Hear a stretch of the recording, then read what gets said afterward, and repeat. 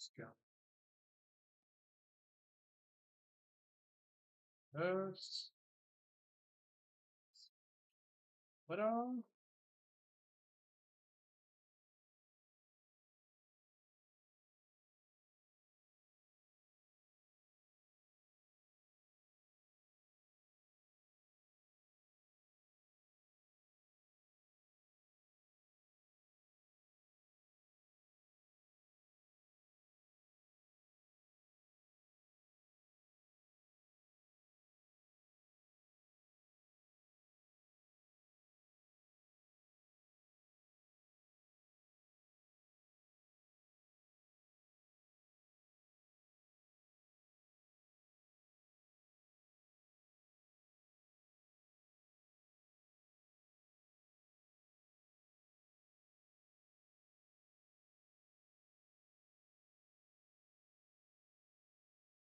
okay.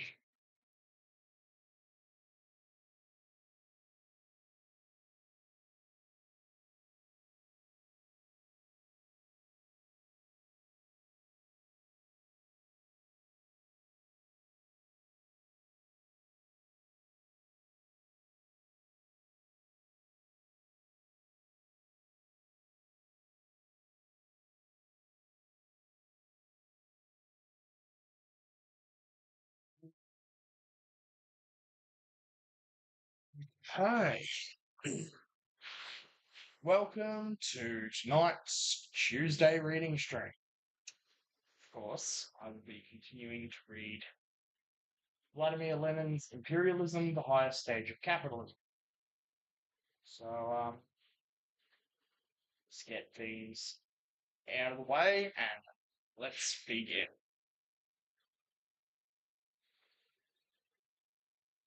So, continuing.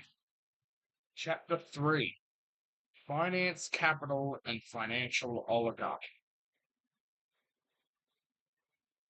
A steadily increasing proportion of capital in industry, Hilferding writes, does not belong to the industrialists who employ it. They obtain the use of it only through the medium of the banks, which, in relation to them, represent the owners of the capital.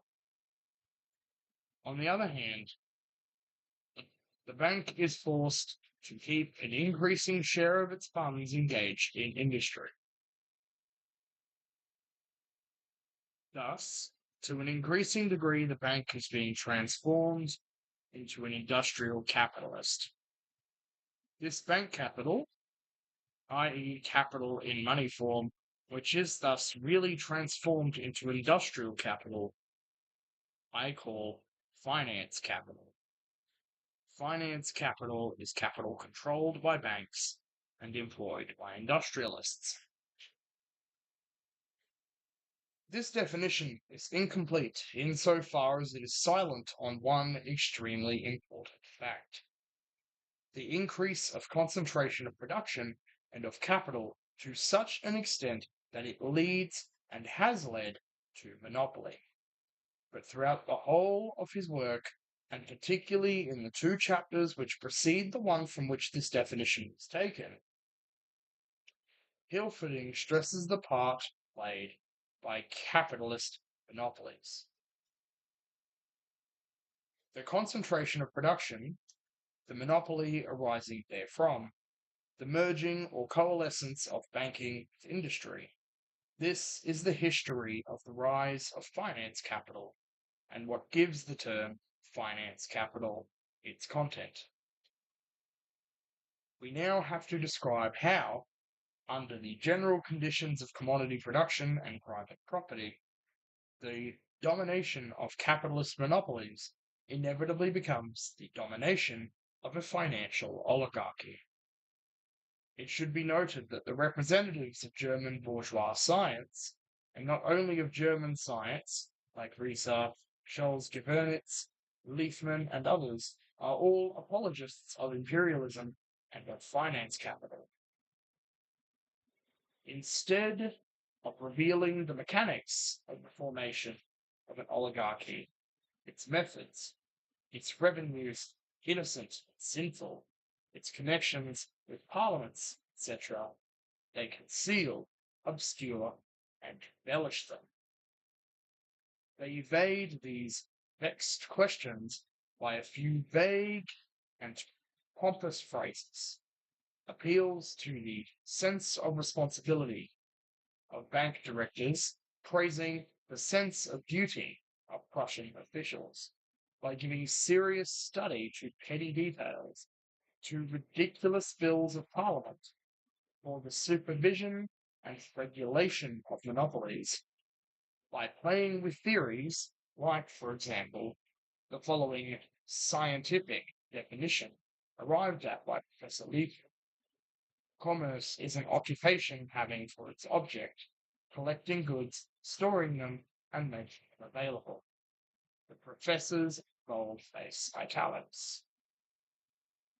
From this, it would follow that commerce existed in the time of primitive man who knew nothing about exchange, and that it will exist under socialism. But the monstrous facts concerning the monstrous rule of the financial oligarchy are so striking that in all capitalist countries, in America, France, and Germany, a whole literature has sprung up, written from the bourgeois point of view, but which, nevertheless, gives a fairly accurate picture and criticism, petty bourgeois, naturally, of this oligarchy. The holding system, to which we have already briefly referred above, should be placed at the cornerstone. The German economist Hayman, probably the first to call attention to this matter, describes it in this way. The head of the concern controls the parent company. The latter reigns over the subsidiary companies, which in their turn control still other subsidiaries. Thus, it is possible, with a comparatively small capital, to dominate immense spheres of production. As a matter of fact, if holding 50% of the capital is always sufficient to control the company, the head of the concern needs only 1 million to control 8 millions in the second subsidiaries. And if this interlocking is extended, it is possible with 1 million to control 16, 32, or more millions. Experience shows that it is sufficient to own 40% of the shares of a company in order to direct its affairs, since a certain number of small, scattered shareholders find it impossible in practice to attend general meetings, etc. The democratization of the ownership of shares, from which the bourgeois sophists and opportunist would-be social democrats expect, or declare that they expect, the democratization of capital, the strengthening of the role and significance of small-scale production, etc., is, in fact, one of the ways of increasing the power of financial oligarchy. Incidentally, this is why, in the more advanced, or in the older and more experienced capitalist countries, the law allows the issue of shares of very small denomination. In Germany, it is not permitted by the law to issue shares of less value than 1,000 marks. And the magnates of German finance look with an envious eye at England, where the issue of £1 shares is permitted. Siemens, one of the biggest industrialists and financial kings in Germany, told the Reichstag on June 7, 1900, that the £1 share is the basis of British imperialism. This merchant has a much deeper and more Marxian understanding of imperialism than a certain disreputable writer generally held to be one of the founders of Russian Marxism, who believes that imperialism is a bad habit of a certain nation. But the holding system not only serves to increase enormously the power of the monopolists, it also enables them to resort with impunity to all sorts of shady tricks to cheat the public, for the directors of the parent company are not legally responsible for the subsidiary companies, which are supposed to be independent, and through the medium of which they can pull off anything. Here is an example taken from the German review, Dear Bank, for May 1914. The Spring Steel Company of Kassel was regarded some years ago as being one of the most profitable enterprises in Germany. Through bad management, its dividends fell within the space of a few years from 15% to nil. It appears that the board, without consulting the shareholders, had loaned 6 million marks to one of the subsidiary companies, the Hasia Limited, which had a nominal capital of only some hundreds of thousands of marks. This commitment, amounting to nearly treble the capital of the parent company, was never mentioned in its balance sheets. This omission was quite legal and could be kept up for 2 whole years because it did not violate any provision of company law. The chairman of the supervisory board, who, as the responsible head, had signed the false balance sheet, was, and still is, president of the Kassel Chamber of Commerce. The shareholders only heard of the loan to the Hasia Limited long afterwards, when it had long been proved to have been a mistake. This word the writer should have put in quotation marks. And when Spring Steel shares had dropped nearly 100 points,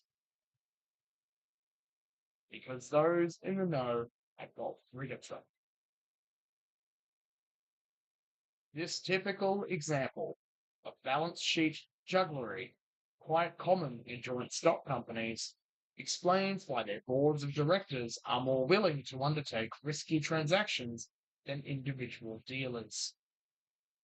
Modern methods of drawing up balance sheets not only make it possible to conceal doubtful undertakings from the average shareholder, but also allow the people most concerned to escape the consequence of unsuccessful speculation by selling their shares in time while the individual dealer risks his own skin in everything he does.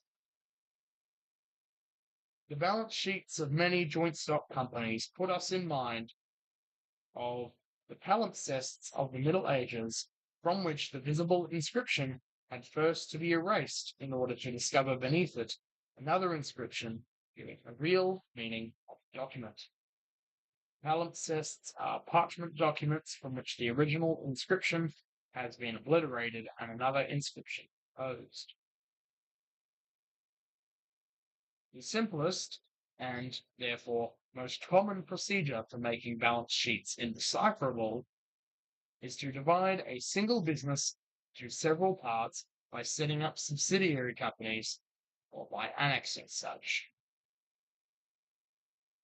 The advantages of this system for various objects, legal and illegal,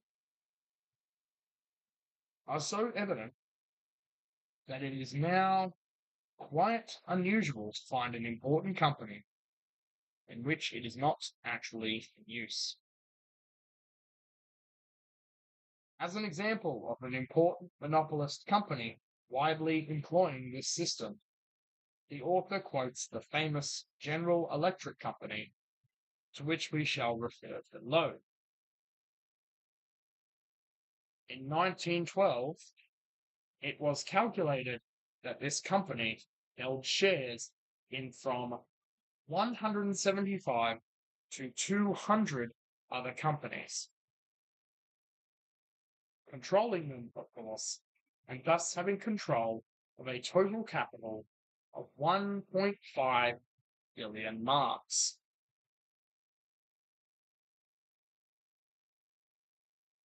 all rules of control, the publication of balance sheets, the drawing up of balance sheets according to a definite form, the public auditing of accounts, etc.,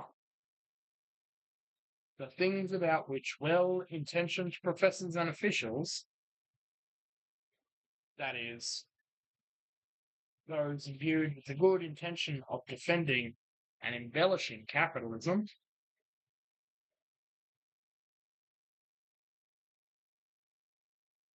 discourse to the public, are of no avail. For private property is sacred, and no one can be prohibited from buying, selling, exchanging, or mortgaging shares, etc.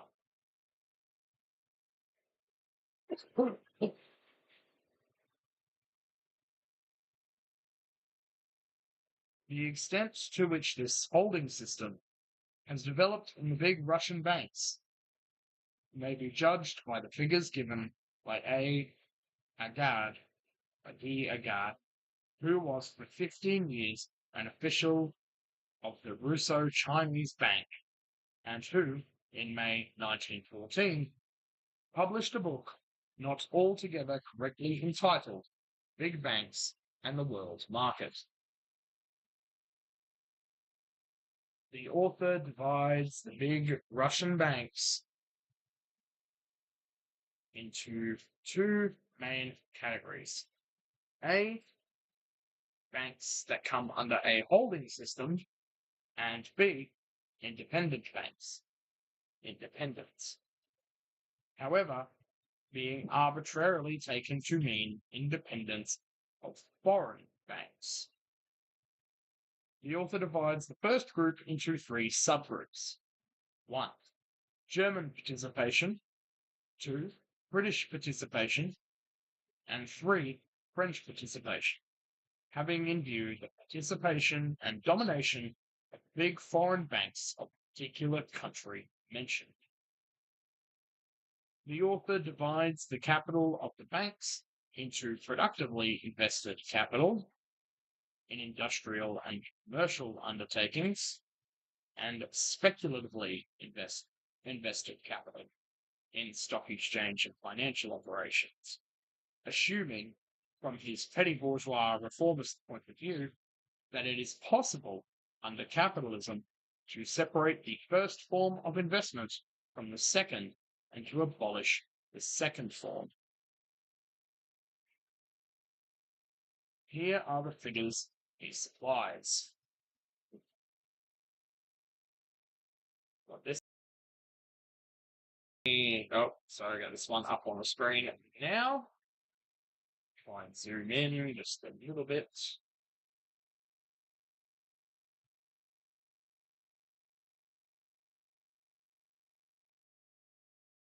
Yeah.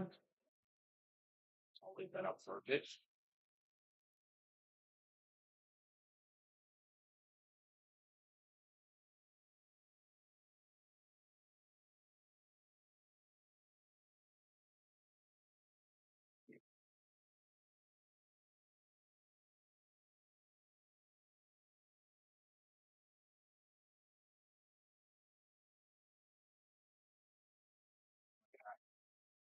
I'll continue.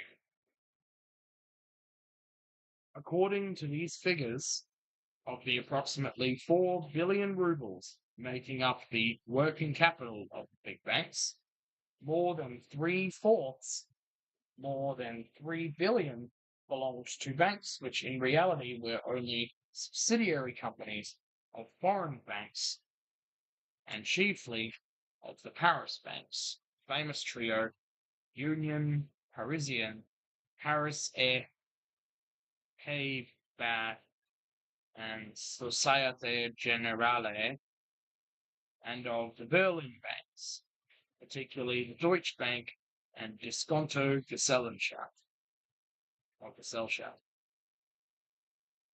Two of the most important Russian banks, the Russian Bank for Foreign Trade and the St. Petersburg International Commercial, between 1906 and 1912, increased their capital from 44 million to 98 million rubles, and their reserve from 15 million to 39 million, employing 3/4 German capital.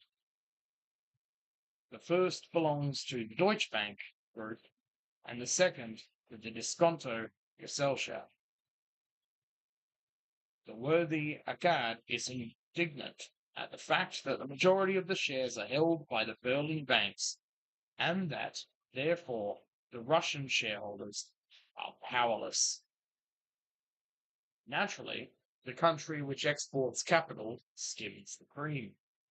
For example, the Deutsche Bank, while introducing the shares of the Siberian Commercial Bank on the Berlin market, kept them in its portfolio for a whole year and then sold them at the rate of 193 for 100, that is, at nearly twice their nominal value, earning a profit of nearly 6 million rubles, which Hilferding calls promoters' profits.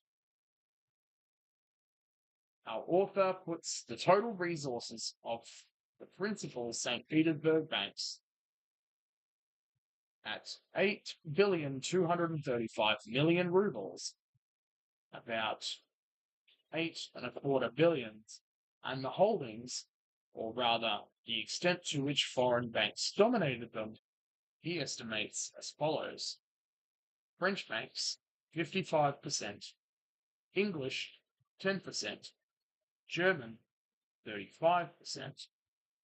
The author calculates that of the total 8,235,000,000 rubles of functioning capital, 3,687,000,000 rubles, or over 40%, fall to the share of syndicates, Prodigol and Prodigal, and the syndicates in the oil, metallurgical, and cement industries. Thus, the merging of bank and industrial capital has also made great strides in Russia, owing to the formation of capitalist monopolies. Finance capital, concentrated in a few hands and exercising a virtual monopoly, exacts enormous and ever-increasing profits from the floating of companies, issue of stock, state loans, etc., tightens the grip of financial oligarchies and levies tribute upon the whole of society for the benefit of monopolists.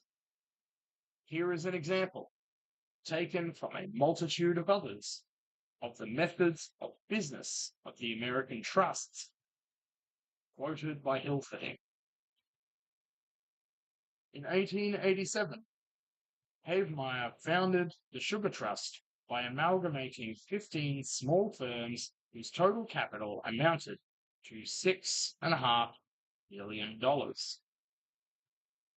Suitably watered, as the Americans say, the capital of the trust was increased to $50 million.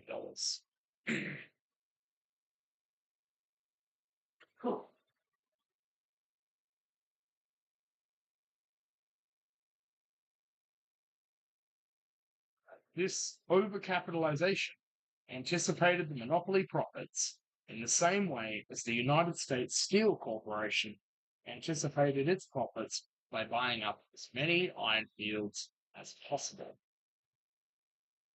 In fact, the Sugar Trust set up monopoly prices on the market, which secured it such profits that it could pay 10% dividend on capital watered sevenfold, or about 70% on the capital actually invested at the time of the creation of the trust. In 1909, the capital of the Sugar Trust was increased to 90. In 22 years, it had increased its capital more than tenfold.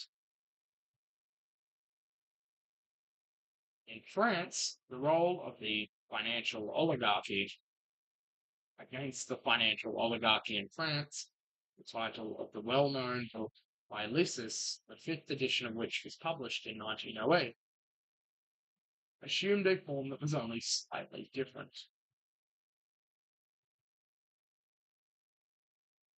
Four of the most powerful banks enjoy not a relative, but an absolute monopoly in the issue of bonds.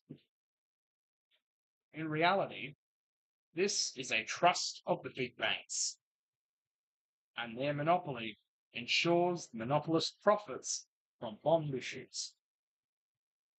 Usually, a country borrowing France does not get more than 90% of the total of the loan.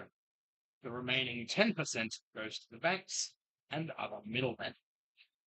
The profit made by the banks out of the Russo-Chinese loans of 400 million francs amounted to 8%.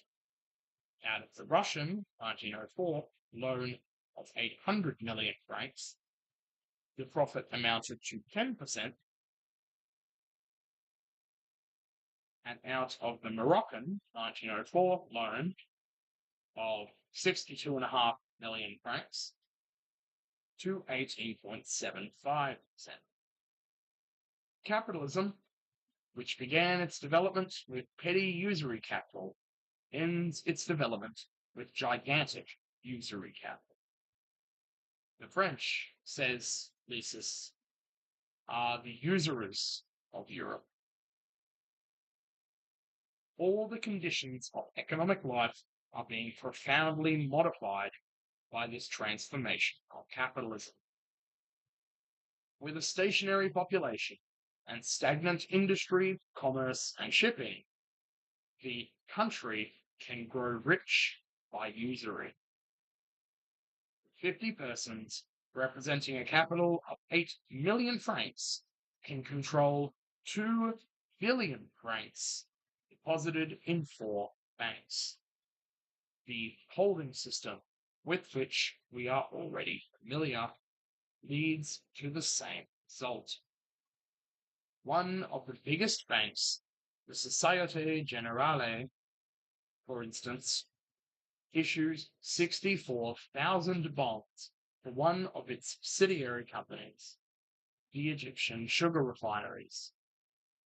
The bonds are issued at 150%, i.e., the bank gaining 50 centimes of franc. The dividends of the new company are then found to be fictitious. The public lost from 90 to 100 million francs. One of the directors of the Societe Generale was a member of the board of directors of the Egyptian sugar refineries. Hence, it is not surprising that the author is driven to the conclusion that the French Republic is a financial monarchy. It is the complete domination of the financial oligarchy. The latter controls the press and the government. The extraordinarily high rate of profit obtained from the issue of securities, which is one of the principal functions of finance capital, plays a large part in the development and consolidation of the financial oligarchy. There is not within the country a single business of this type that brings in profits even approximately equal to those obtained flotation of foreign loans, says the German magazine Die Bank. No banking operation brings in profits comparable with those obtained from the issue of securities. According to the German economist, the average annual profits made on the issue of individual securities were as follows. We have a little table here again.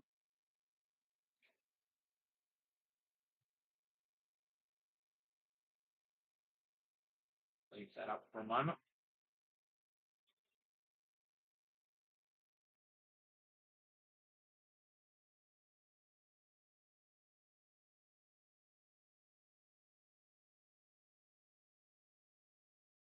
Okay. 10 years from 1891 to 1900, More than 1 billion marks of profits were earned by issuing German industrial securities. While, during periods of industrial boom, the profits of finance capital are disproportionately large, during periods of depression, small and unsound businesses go out of existence, while the big banks take holdings in their shares, which are brought up cheaply or in profitable schemes for their reconstruction and reorganization. It is the reconstruction of undertakings which have been running at a loss. The share capital is written down, that is, profits are distributed on a smaller capital and subsequently are calculated on a smaller basis. If the income has fallen to zero, new capital is called in, which, combined with the old and less remunerative capital, will bring in an adequate return.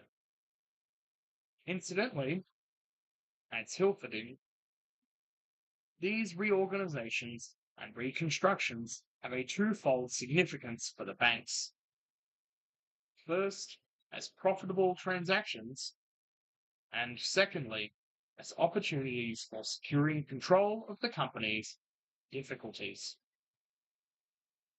Here is an instance.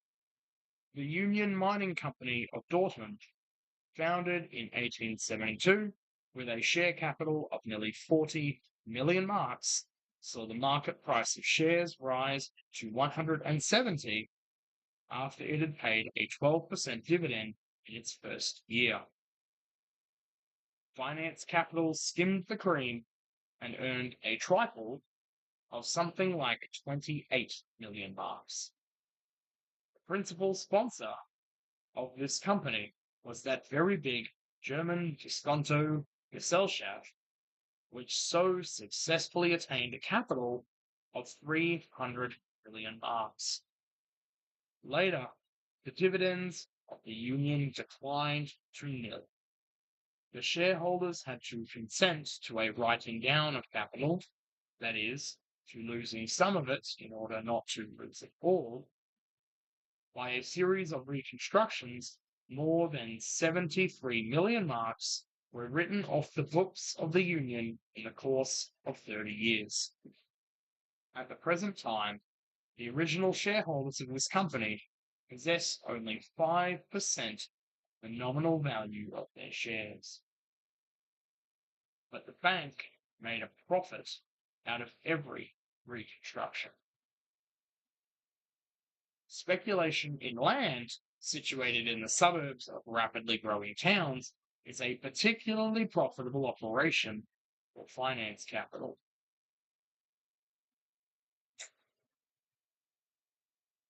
The monopoly of the banks merges here with the monopoly of ground rent and with monopoly in the means of communication, since the increase in the value of the land and the possibility of selling it profitably in allotments, etc., is mainly dependent on good means of communication with the centre of the town.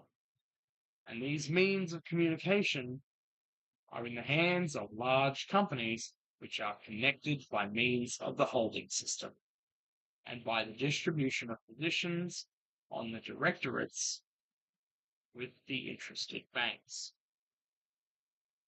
As a result, we get what the German writer L. Eschwege, a contributor to Die Bank, who has made a special study of real estate, business, and mortgages, etc., calls the formation of a fog.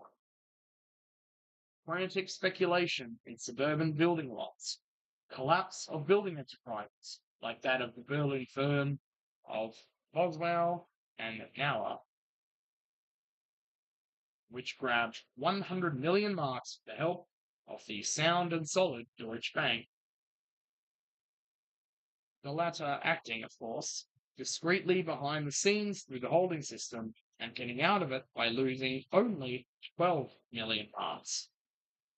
then the ruin of small proprietors and of workers who get nothing from the fraudulent building firms, underhand agreements with the honest Berlin police and the Berlin administration for the purpose of getting control of the issue of building sites, tenders, building licenses, etc.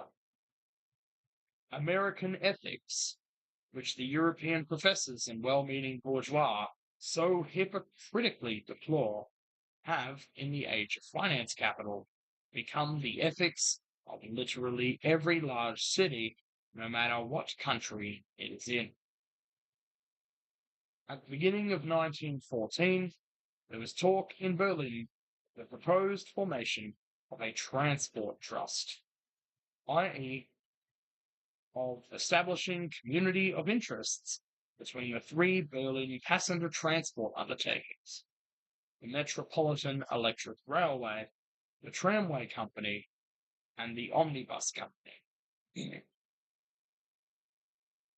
We know, wrote Diebank, that this plan has been contemplated since it became known that the majority of the shares in the bus company has been acquired by the other two transport companies.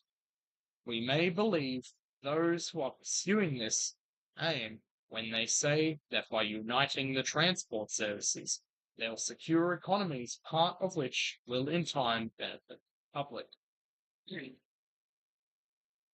But the question is complicated by the fact that behind the transport trust that is being formed are the banks, which, if they desire, can subordinate the means of transportation, which they have monopolized, to the interests of their real estate business.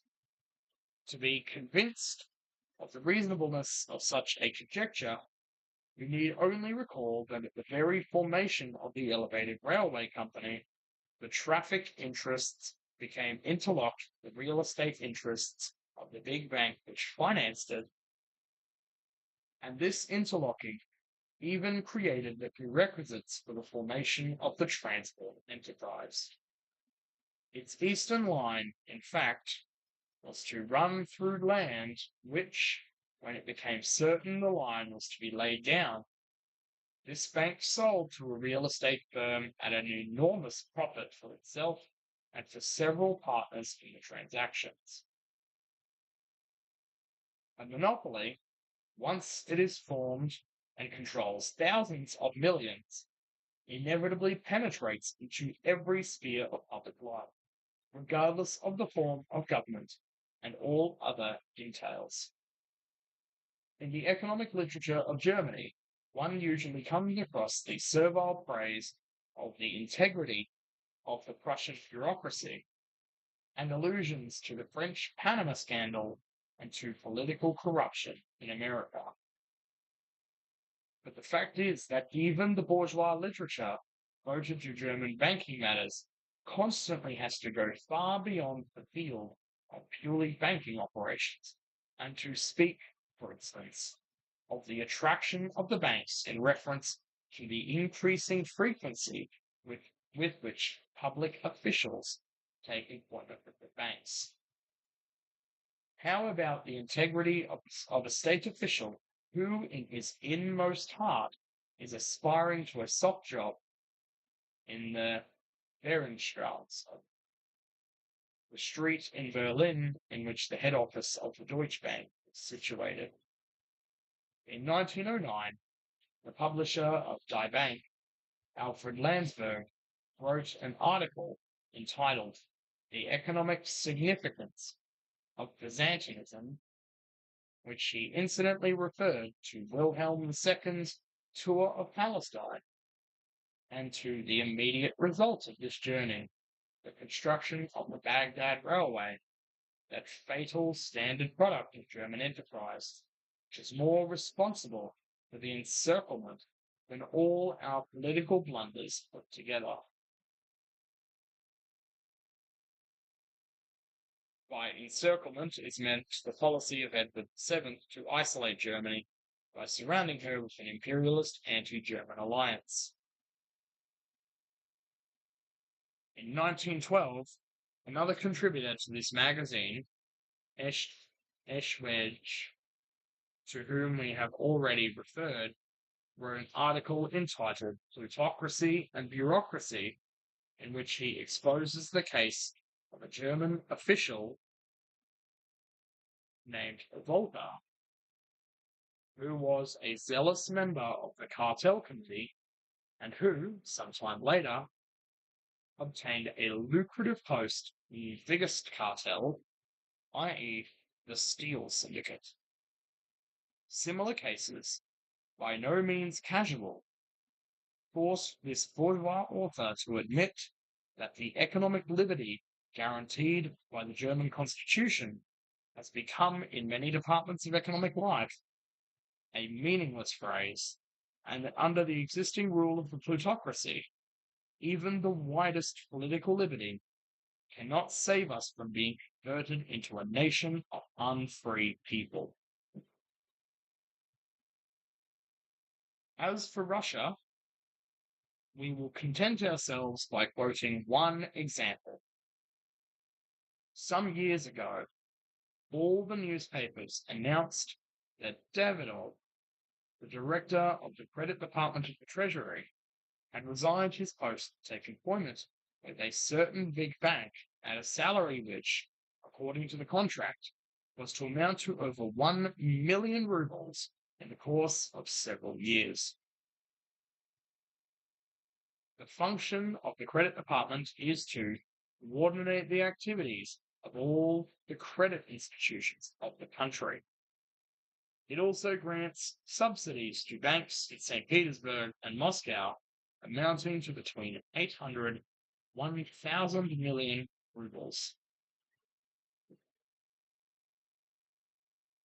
It is characteristic of capitalism in general that the ownership of capital is separated from the application of capital to production, that money capital is separated from industrial or productive capital,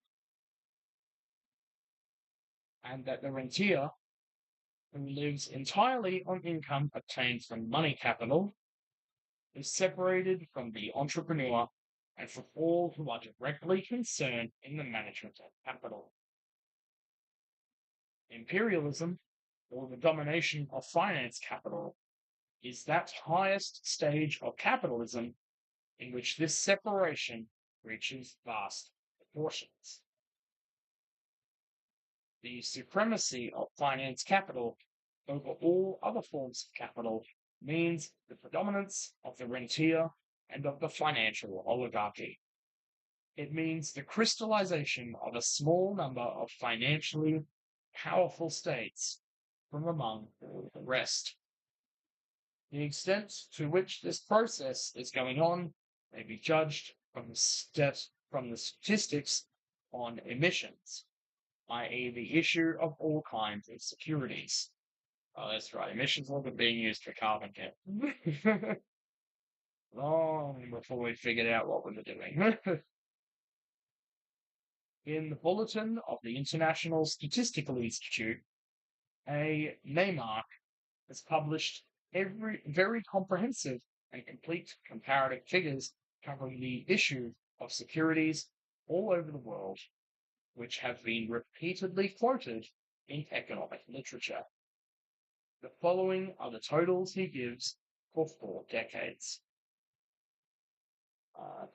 Another little table here. There we go. So a little table there. Won't take that one on too long. Sure.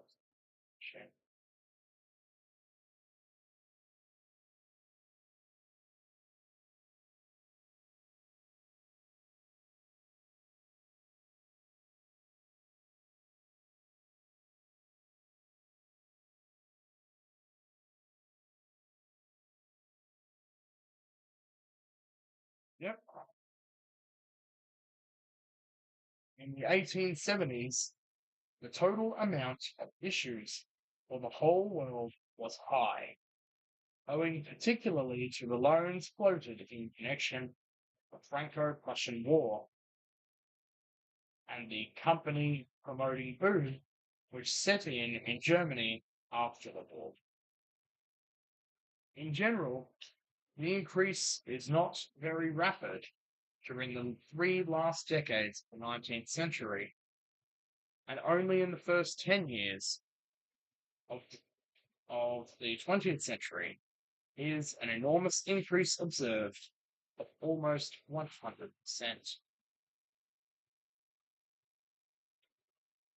Thus, the beginning of the 20th century marks the turning point, not only in regard to the growth of monopolies, cartels, syndicates, trusts, of which we have already spoken, but also in regard to the development of finance capital. Neymark estimates the total amount of issued securities current in the world in 1910 at about 815 billion francs. Deducting from this amounts which might have been duplicated, he reduces the total to 575 to 600 billion francs, which is distributed among the various countries as follows. We will take 600 billion.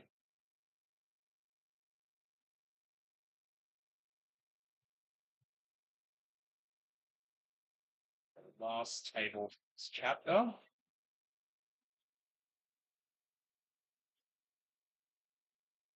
If it's numbers in hundreds of numbers. What? Hundreds. Oh, okay, no, that's basically numbers in billions. Okay.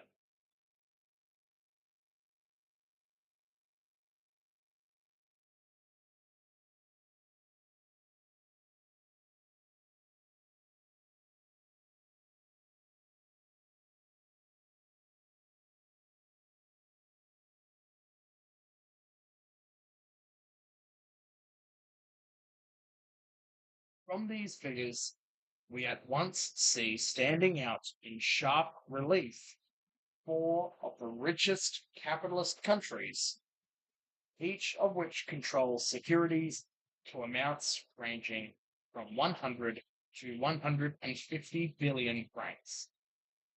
Two of these countries, England and France, are the oldest capitalist countries, and, as we shall see, possess the most colonies.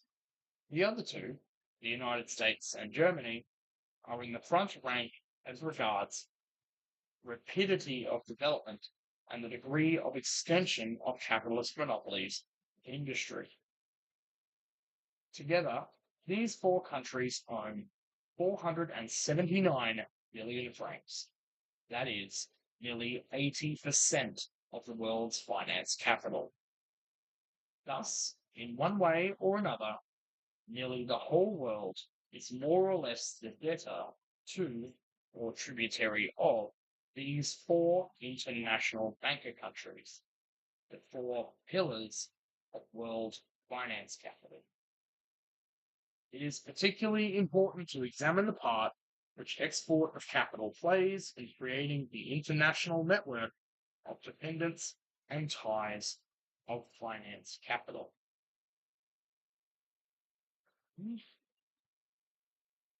Yep, so, and I'll continue with chapter 4, the export of capital, and then we'll finish there. Under the old capitalism, when free competition prevailed, the export of goods was the most typical feature. Under modern capitalism, when monopolies prevailed, the export of capital has become, or the export of capital has become the typical feature. Capitalism is commodity production at the highest stage of development, when labor power itself becomes commodity. The growth of internal exchange, and particularly of international exchange, is the characteristic distinguishing feature of capitalism. The uneven and spasmodic character of the development of individual enterprises, of individual branches of industry and individual countries, is inevitable under the capitalist system.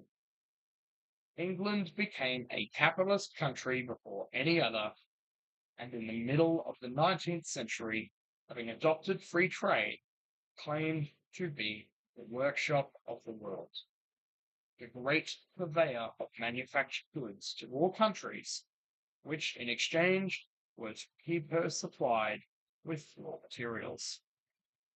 But in the last quarter of the 19th century, this monopoly was already undermined.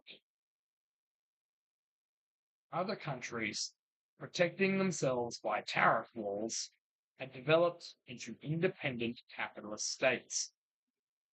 On the threshold of the 20th century, we see a new type of monopoly coming into existence. Firstly, there are monopolist capitalist combines in all advanced capitalist countries. Secondly, a few rich countries in which the accumulation of capital reaches gigantic proportions occupy a monopolist position. An enormous superabundance of capital has accumulated in the advanced countries. It goes without saying that if capitalism could develop agriculture, which today lags far behind industry everywhere, if it could raise the standard of living of the masses, who are everywhere still poverty-stricken and underfed, in spite of the amazing advance in technical knowledge, there could be no talk of a superabundance of capital. This argument the petty bourgeois critics of capitalism advance on every occasion. But if capitalism did these things, it would not be capitalism.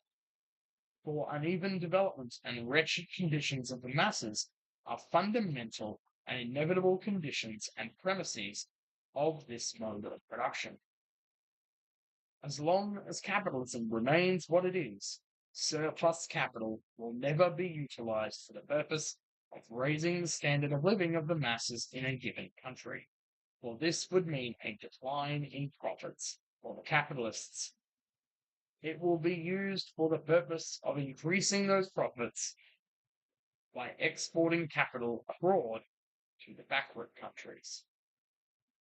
In these backward countries, profits are usually high, for capital is scarce, the price of land is relatively low,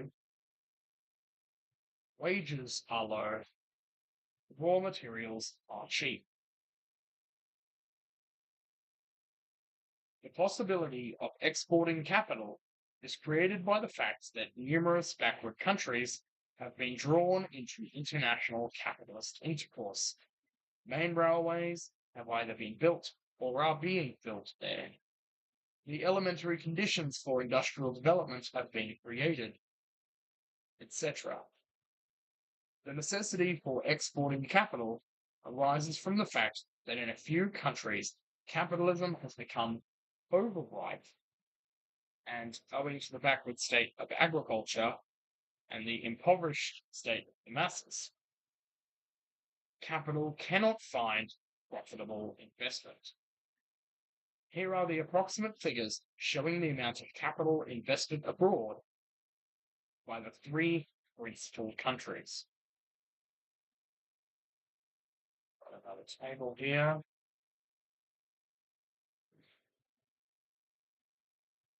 There's only one more table up. This then just the rest of it's reading.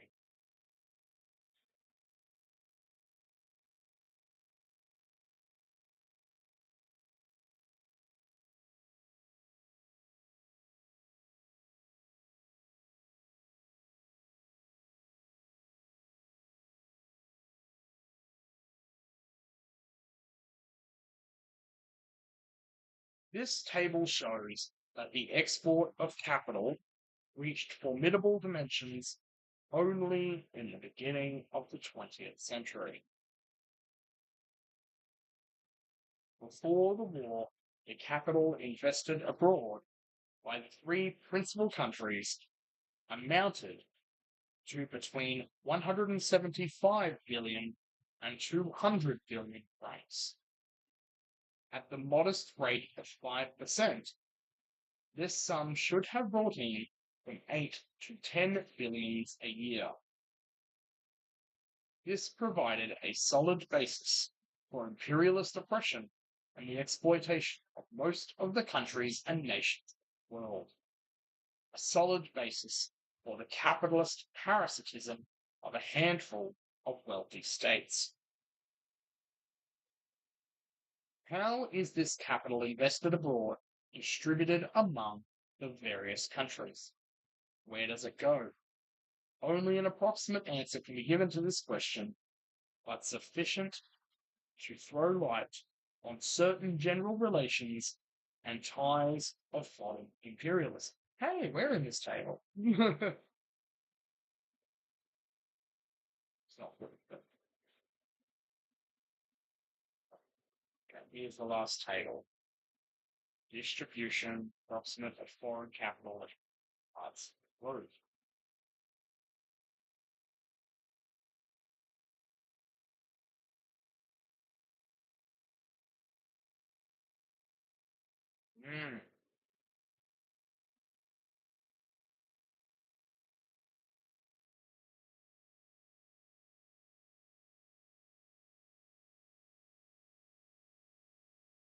Principal spheres of investment of British capital are the British colonies, which are very large also in America, for example, Canada. So, before America became a superpower and synonymous with America or the US, not to mention Asia, etc.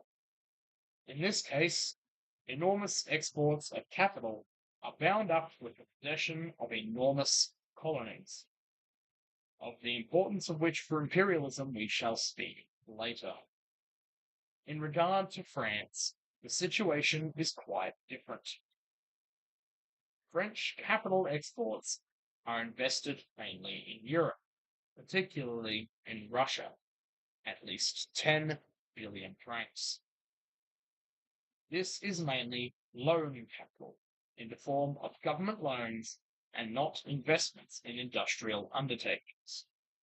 Unlike British colonial imperialism, French imperialism might be termed usury imperialism. In regard to Germany, we have a third type. The German colonies are inconsiderable, and German capital invested abroad is divided fairly evenly between Europe and America. The export of capital greatly affects and accelerates the development of capitalism in those countries to which it is exported.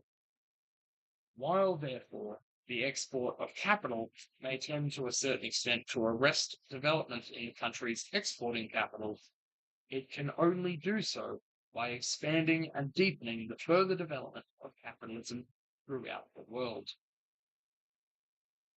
The countries which export capital are nearly always able to obtain advantages, the character of which throws light on the peculiarities of the epoch of finance capital and monopoly.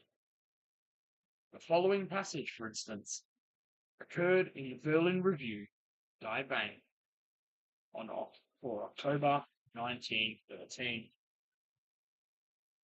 A comedy worthy of the pen of Aristophanes being played just now on the international capital market. Numerous foreign countries, from Spain to the Balkan states, from Russia to the Argentine, Brazil and China, are openly or secretly approaching the big money markets demanding loans, some of which are very urgent. The money market is not at the moment very bright, and the political outlook is not yet promising. But not a single money market dares to refuse a foreign loan for fear that its neighbor might first anticipate it and so secure some small reciprocal service. In these international transactions, the creditor nearly always manages to get some special advantages, an advantage of a commercial political nature, a coaling station, contract to construct a harbour, a VAT concession, or an order for guns.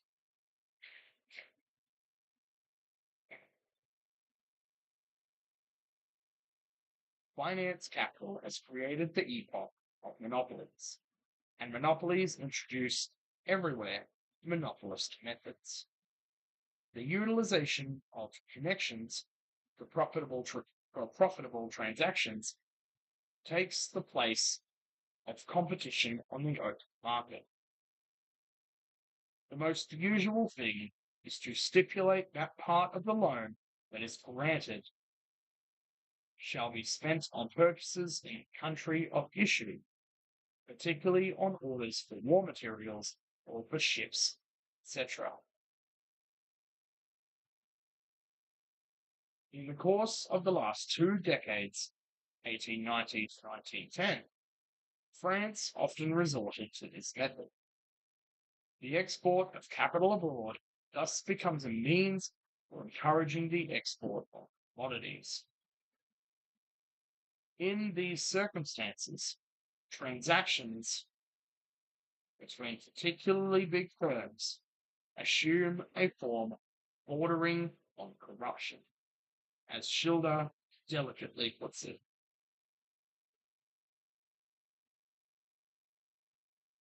Krupp in Germany, Schneider in France, Armstrong in England are instances of firms which have close connections with powerful banks and governments and cannot be ignored when arranging a loan.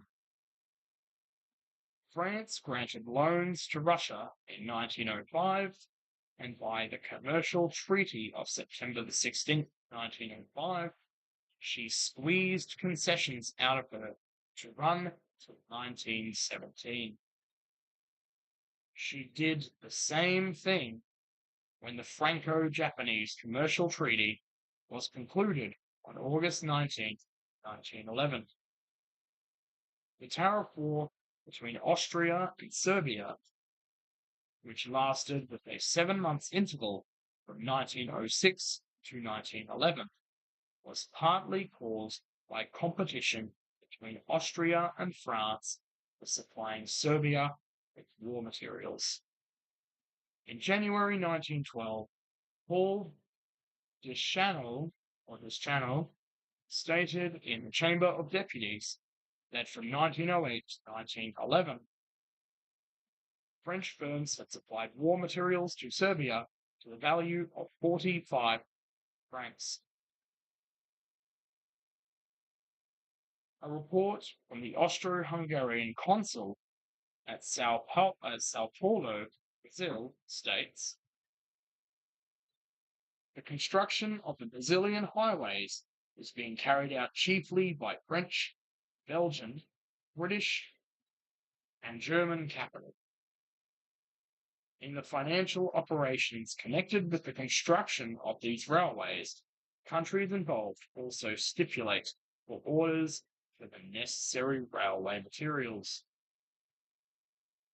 Thus, finance capital, almost literally, one might say, spreads its net over all countries of the world.